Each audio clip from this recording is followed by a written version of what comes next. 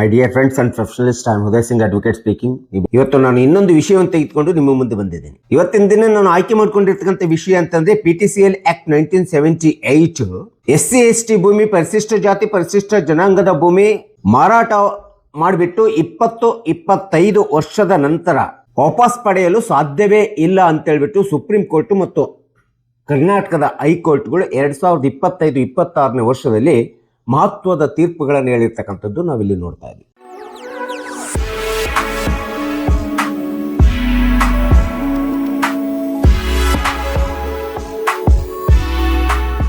ಯಾಕಂದ್ರೆ ಪರಿಶಿಷ್ಟ ಜಾತಿ ಪರಿಶಿಷ್ಟ ಜನಾಂಗದ ಕೆಲವೊಂದು ಭೂಮಿಯನ್ನ PTCL ಆಕ್ಟ್ 1978 ಪ್ರಕಾರ ಮಾರಾಟ ಮಾಡ್ಲಿಕ್ಕೆ ಬರೋದಿಲ್ಲ ಅಂತ ಹೇಳ್ಬಿಟ್ಟು ಆ ಒಂದು ನಿಯಮ ಸಹಜವಾಗಿ ನಿಮಗೆಲ್ಲರಿಗೂ ಗೊತ್ತಿರ್ತಕ್ಕಂಥದ್ದು ನೋಡ್ತಿದ್ದೀವಿ.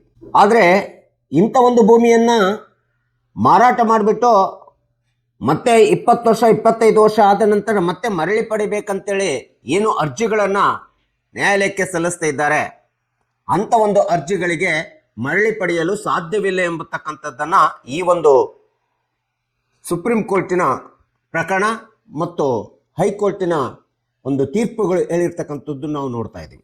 ಎರಡು ಅಂಶಗಳ ಆಧಾರದ ಮೇಲೆ ಸುಪ್ರೀಂ ಕೋರ್ಟ್ ಮತ್ತು ಹೈಕೋರ್ಟ್ ತೀರ್ಪುಗಳು ಪರಿಶಿಷ್ಟ ಜಾತಿ ಪರಿಶಿಷ್ಟ ಪಂಗಡದ ಮಾರಾಟವಾದಂಥ ಭೂಮಿಯನ್ನ ಮರಳಿ ಪಡೆಯಲು ಸಾಧ್ಯವಿಲ್ಲ ಅಂತೇಳಿ ಎರಡು ಅಂಶಗಳ ಆಧಾರದ ಮೇಲೆ ಹೇಳ್ತಾ ಇದೆ. ಒಂದು SC/ST ಭೂಮಿ ಮಾರಾಟವಾದ ನಂತರ ಮರಳಿ ಪಡಿಬೇಕಂತಂದ್ರೆ ಅದನ್ನ ಅರ್ಜಿ ಸಲ್ಲಿಸುವಾಗ ಯಾವುದೇ ವಿಧವಾದಂತ ವಿಳಂಬ ಆಗಬಾರ್ದು. ಆ ವಿಳಂಬ ಆಗದೇ ರೀತಿಯಲ್ಲಿ ಇರ್ತಕ್ಕಂಥ ರೀತಿಯಲ್ಲಿ ಅರ್ಜಿ ಬಂದಾಗ ಮಾತ್ರ ಪರಿಗಣಿಸ್ತದೆ, ಇಲ್ಲದ ಪರಿಗಣಿಸಲಿಕ್ಕೆ ಸಾಧ್ಯವಿಲ್ಲ ಎಂಬತಕ್ಕಂಥದ್ದು ಒಂದು ಅತಿ ಪ್ರಮುಖವಾದಂತ ಅಂಶ.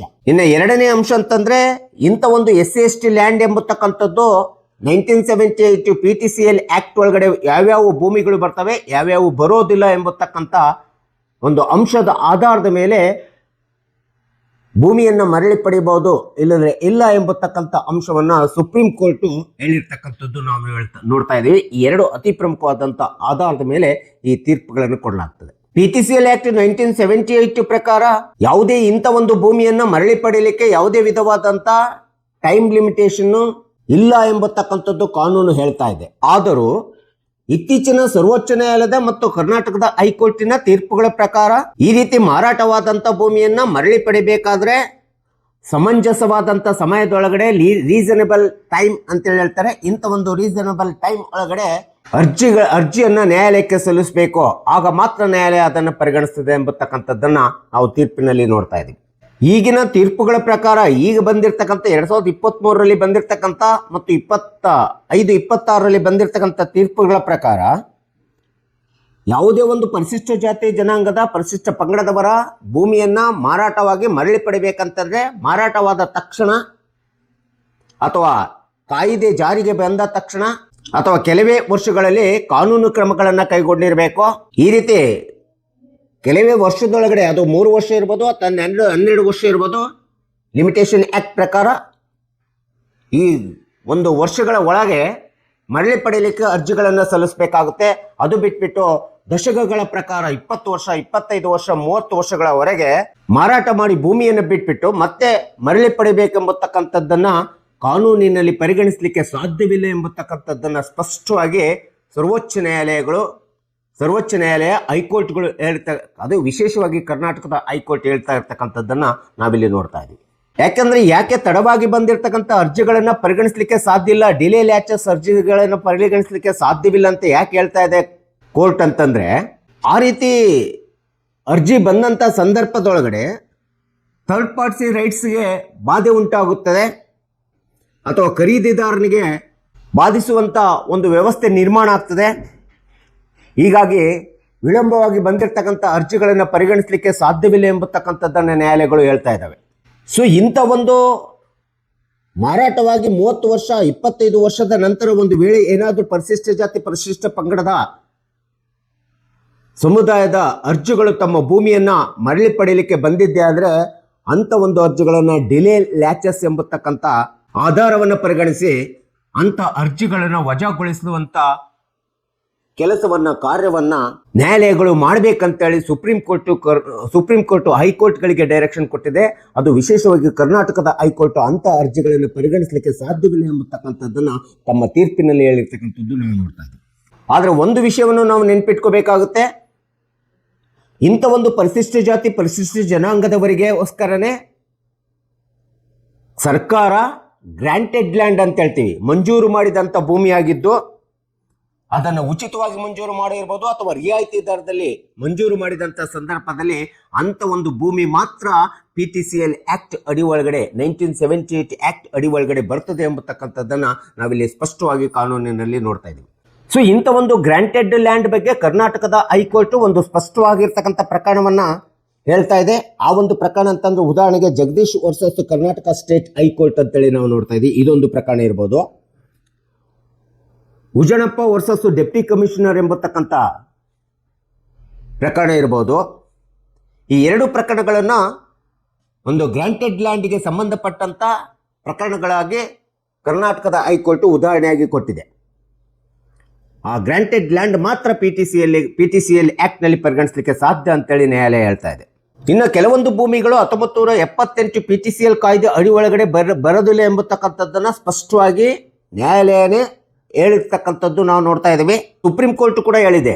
ಉದಾಹರಣೆಗೆ ಅಂತ ಒಂದು ಭೂಮಿಗಳಂತಂದ್ರೆ ಇನಾಮ್ ಅಬಾಲಿಷನ್ ಆಕ್ಟ್ ಲ್ಯಾಂಡ್ಸ್ಗಳು ಇರಬಹುದು, ಇನಾಮ್ ರದ್ದತಿ ಕಾಯ್ದೆ ಅಡಿಯಲ್ಲಿ ಬರ್ತಕ್ಕಂಥ ಭೂಮಿಗಳು, ಇನ್ನು ಲ್ಯಾಂಡ್ ರಿಫಾರ್ಮ್ಸ್ ಆಕ್ಟ್ ಆಫ್ 1964 ಇದ್ರೊಳಗ ಅಡಿಯಲ್ಲಿ ಬರ್ತಕ್ಕಂಥ ಭೂಮಿಗಳು, ಭೂ ಸುಧಾರಣಾ ಕಾಯ್ದೆ ಅಡಿಯಲ್ಲಿ ಬರ್ತಕ್ಕಂಥ ಭೂಮಿಗಳು ಇರ್ಬೋದು, ಗೇಣಿದಾರ ಮತ್ತು ವಂಶ ಪರಂಪರವಾಗಿ ಆಧಾರದ ಮೇಲೆ ಮಂಜೂರಾಗಿರ್ತಕ್ಕಂಥ ರೀಗ್ರಾಂಟೆಡ್ ಲ್ಯಾಂಡ್ ಅಂತ ಹೇಳ್ತೀವಿ, ಇಂಥ ಒಂದು ಭೂಮಿ ಇರ್ಬೋದು.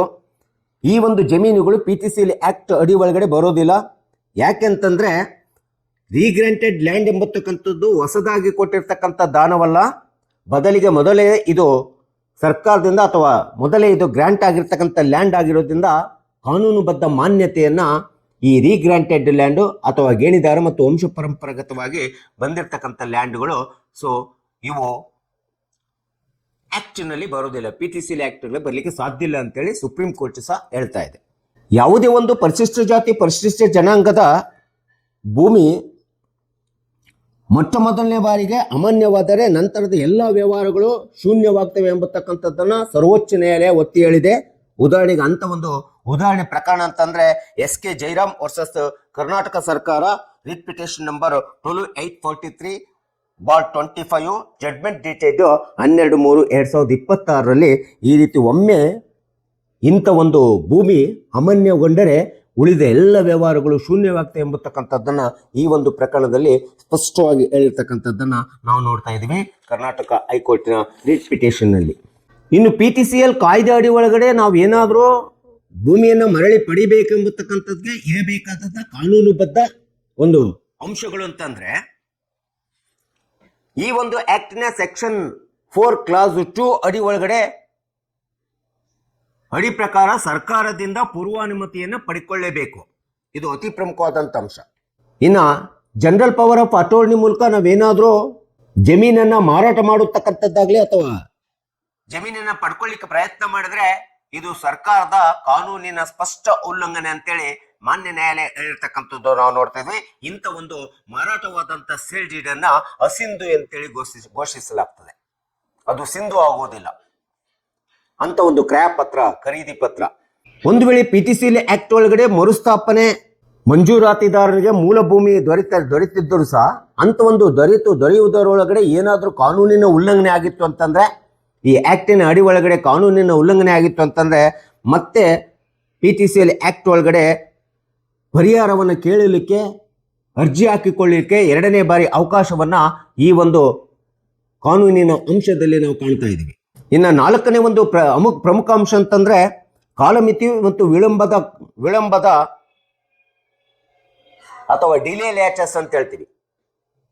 ಕಾಲಮಿತಿಯನ್ನು ಮೀರಿಬಿಟ್ಟು ವಿಳಂಬದಿಂದ ಬಂದಿರತಕ್ಕಂಥ ಯಾವುದೇ ಅರ್ಜಿಗಳನ್ನ ಭೂಮಿಯನ್ನು ಮರಳಿ ಪಡೆಯಲಿಕ್ಕೆ ಪರಿಗಣಿಸಲಿಕ್ಕೆ ಸಾಧ್ಯವೇ ಇಲ್ಲ ಅಂತೇಳಿ ಸ್ಪಷ್ಟವಾಗಿ ಸರ್ವೋಚ್ಚ ನ್ಯಾಯಾಲಯ ಮತ್ತು ಕರ್ನಾಟಕ ಹೈಕೋರ್ಟ್ ಹೇಳಿರ್ತಕ್ಕಂಥದ್ದು ನಾವು ನೋಡ್ತಾ ಇದ್ದೀವಿ. ಯಾಕಂದ್ರೆ ಅಲ್ಲಿ ಡಿಲೇ ಲ್ಯಾಚಸ್ ಪ್ರಿನ್ಸಿಪಲ್ಸ್ ಅಬ್ಸಲ್ಯೂಟ್ ಆಗಿ ಅಟ್ರಾಕ್ಟ್ ಆಗ್ತದೆ ಅಂತೇಳಿ ನ್ಯಾಯಾಲಯಗಳು ಹೇಳ್ತವೆ.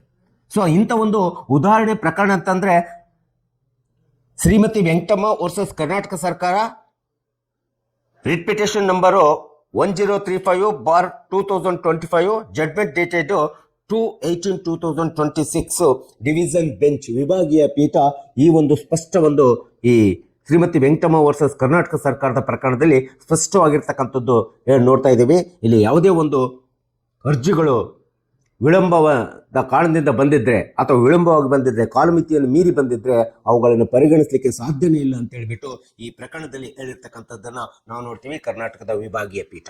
ಸೊ ಯಾಕೆ ಈ ರೀತಿ ಪರಿಶಿಷ್ಟ ಜಾತಿ ಪರಿಶಿಷ್ಟ ಜನಾಂಗದ ಭೂಮಿಯನ್ನ ದಶಕಗಳ ಕಾಲ 20 ವರ್ಷ 30 ವರ್ಷ 25 ವರ್ಷಗಳ ಕಾಲ ಕಳೆದ ನಂತರ ಮರಳಿ ಪಡೆಯಲಿಕ್ಕೆ ಸಾಧ್ಯವಿಲ್ಲ ಎಂಬತಕ್ಕಂಥದ್ದನ್ನು ಸರ್ವೋಚ್ಚ ನ್ಯಾಯಾಲಯ ಮತ್ತು ಕರ್ನಾಟಕದ ಹೈಕೋರ್ಟು ಈ ಒಂದು ತೀರ್ಪುಗಳನ್ನು ಪುನಃ ಯಾಕೆ ಪುನರುಚ್ಚರಿಸ್ತಾ ಇದ್ದಾವೆ ಅಂತಂದರೆ ಇದರ ಮೂಲ ಉದ್ದೇಶ ದಶಕಗಳ ಕಾಲದಿಂದ ಆ ಭೂಮಿಯನ್ನು ಕೊಂಡ್ಕೊಂಡ್ಬಿಟ್ಟು ಕೊಳ್ಳುಕೊಳ್ಳುವವನಂತಿದ್ದಾನೆ ಕೊಂಡುಕೊಂಡಂಥವನಂತಿದ್ದಾನೆ ಅಥವಾ ಬೈಯರ್ಸ್ ಅಂತೇನಿದ್ದಾನೆ ಆ ಒಂದು ಬೈಯರ್ಸ್ಗೆ ಅವನು ಬೋನೋಫೈಡ್ ಪರ್ಚೇಸರ್ಸ್ ಆಗಿರ್ತಾನೆ ಮತ್ತು ಆ ಭೂಮಿಯನ್ನು ಕೊಂಡ್ಕೊಂಡ್ಬಿಟ್ಟು ಹಲವಾರು ವರ್ಷಗಳು 20-30 ವರ್ಷಗಳಾಗಿರ್ತದೆ.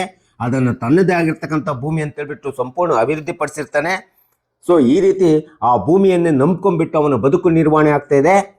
ಸೊ ಇಂಥ ಒಂದು ಬೈಯರ್ಸ್ನ ಕೊಂಡುಕೊಂಡಂಥವನ ಕೊಳ್ಳುವವರ ಒಂದು ಸಂರಕ್ಷಣೆ ಹಿತರಕ್ಷಣೆಯನ್ನು ಕಾಪಾಡಬೇಕು, ಅವರ ಬದುಕಿಗೆ ಧಕ್ಕೆ ಬರಬಾರ್ದು ಎಂಬತಕ್ಕಂಥ ಒಂದು ಏಕೈಕ ಉದ್ದೇಶವನ್ನು ಇಟ್ಕೊಂಡು 1978ರ PTCL ಆಕ್ಟ್ ಒಳಗಡೆ ಬರ್ತಕ್ಕಂಥ ಪರಿಶಿಷ್ಟ ಜಾತಿ ಪರಿಶಿಷ್ಟ ಪಂಗಡದವರ ಭೂಮಿ ಮರಳಿ ಪಡಿಬೇಕಂತಂದ್ರೆ ಅದು ವಿಳಂಬದ ಕಾಲಮಿತಿ ಮೀರಿದ ನಂತರ ಮರಳಿ ಪಡೆಯಲಿಕ್ಕೆ ಸಾಧ್ಯವಿಲ್ಲ ಎಂಬತಕ್ಕಂಥ ಸ್ಪಷ್ಟ ನಿರ್ಣಯವನ್ನು ಈ ಎಲ್ಲ ಪ್ರಕರಣಗಳನ್ನು ನೋಡಿದಾಗ ಸುಪ್ರೀಂ ಕೋರ್ಟ್ ಮತ್ತು ಕರ್ನಾಟಕದ ಹೈಕೋರ್ಟ್ ಹೇಳಿರ್ತಕ್ಕಂಥದ್ದನ್ನು ನಾವು ನೋಡ್ತಾ ಇದ್ದೀವಿ. ಸೊ ಹೀಗಾಗಿ PTCL ಆ್ಯಕ್ಟ್ನೊಳಗಡೆ ಕೆಲವೊಂದು ಭೂಮಿಗಳು ಬರೋದಿಲ್ಲ. ಈ ಎರಡು ಅಂಶಗಳ ಆಧಾರದ ಮೇಲೆ ಈ ಒಂದು PTCL ಆ್ಯಕ್ಟ್ 2025 ಮತ್ತು 26ರ ಸುಪ್ರೀಂ ಕೋರ್ಟ್ ಮತ್ತು ಕರ್ನಾಟಕದ ಹೈಕೋರ್ಟಿನ ಮಹತ್ವದ ತೀರ್ಪುಗಳು ಜಡ್ಮೆಂಟ್ಗಳು ನಮ್ಮ ಮುಂದೆ ಇರತಕ್ಕಂಥದ್ದನ್ನು ನಾವಿಲ್ಲಿ ನೋಡ್ಬೋದಾಗಿದೆ. ಸೊ ಹೀಗಾಗಿ ಪಕ್ಷಕಾರರು ಸಾರ್ವಜನಿಕರು ಈ ಒಂದು ಆ್ಯಕ್ಟಿನ ಒಂದು ತೀರ್ಪುಗಳನ್ನು ತಿಳ್ಕೊಳ್ಳಿ ಎಂಬತಕ್ಕಂಥ ಹಿನ್ನೆಲೆಯನ್ನು ಇಟ್ಕೊಂಡು ನಾನು ಈ ವಿಡಿಯೋನ ಮಾಡಿದ್ದೀನಿ. ದಯವಿಟ್ಟು ನನ್ನ ವಿಡಿಯೋ ಇಷ್ಟ ಆಗಿದ್ದರೆ ಶೇರ್ ಮಾಡಿ, ಲೈಕ್ ಮಾಡಿ, ಕಮೆಂಟ್ ಮಾಡಿ ಮತ್ತು ನನ್ನ ಚಾನಲ್ಗೆ ಇನ್ನೂ ಯಾರ್ಯಾರು ಸಬ್ಸ್ಕ್ರೈಬ್ ಆಗಿಲ್ಲ ನೀವೆಲ್ಲರೂ ಸಬ್ಸ್ಕ್ರೈಬ್ ಆಗಬೇಕಂತ ಕೇಳ್ಕೊಳ್ತಾ ಇವತ್ತಿನ ವಿಷಯಕ್ಕೆ ವಿರಾಮವನ್ನು ಹೇಳ್ತೀನಿ. ನಾನು ಇನ್ನೊಂದು ವಿಷಯವನ್ನು ತೆಗೆದುಕೊಂಡು ನಿಮ್ಮ ಮುಂದೆ ಬರ್ತೀನಿ. ಜೈ ಹಿಂದ್, ಜೈ ಕರ್ನಾಟಕ.